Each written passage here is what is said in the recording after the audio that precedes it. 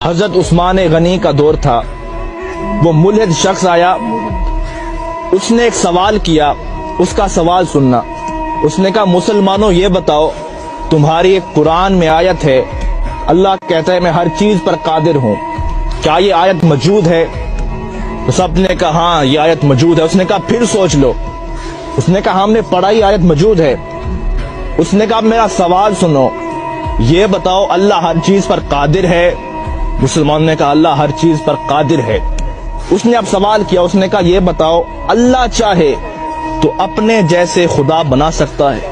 ایسا اس نے سوال کیا کہ تمہارے قرآن میں آیت ہے کہ اللہ ہر چیز پر قادر ہے، اب یہ بتاؤ اللہ اپنے جیسا خدا بنا سکتا ہے؟ اب لوگ اس کا کیا جواب دیتے؟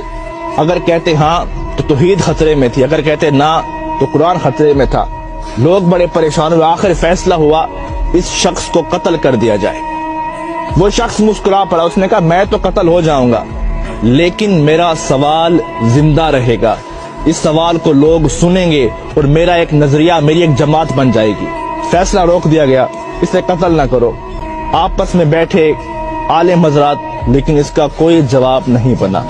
ایک بوڑھا شخص بیٹھا تھا، اس نے کہا تیرا کیا سوال ہے؟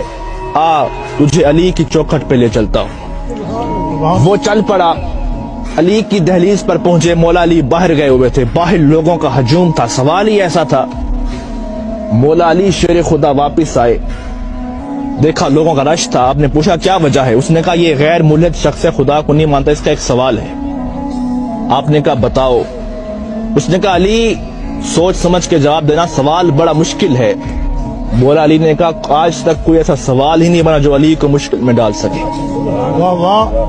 اب وہ شخص سامنے ٹھہرا تھا، اس نے کہا علی سوال یہ ہے، آپ کی قرآن میں آیت ہے اللہ ہر چیز پر قادر ہے؟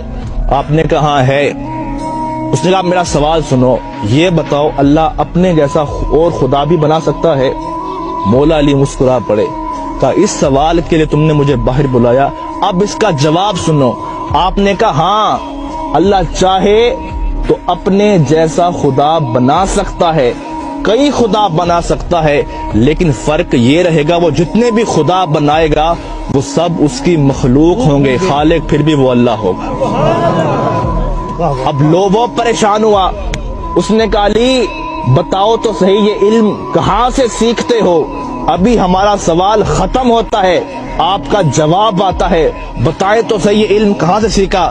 اب مولا علی کا فرمان سننا، کہا سنو ھذا صفت العلم ھذا لعاب رسول اللہ، یہ مصطفیٰ کی لعاب کا اثر ہے کہ علی کائنات کے راز کھول کے رکھ دیتا ہے۔ اس شخص کی چیخ نکلی، اس نے کہا جس کے لعاب سے علی بنتا ہے، جس کا علی ایسا ہوگا اس کا مصطفیٰ کیسا ہوگا، اور جس کا مصطفیٰ ایسا ہوگا اس کا خدا کیسا ہوگا۔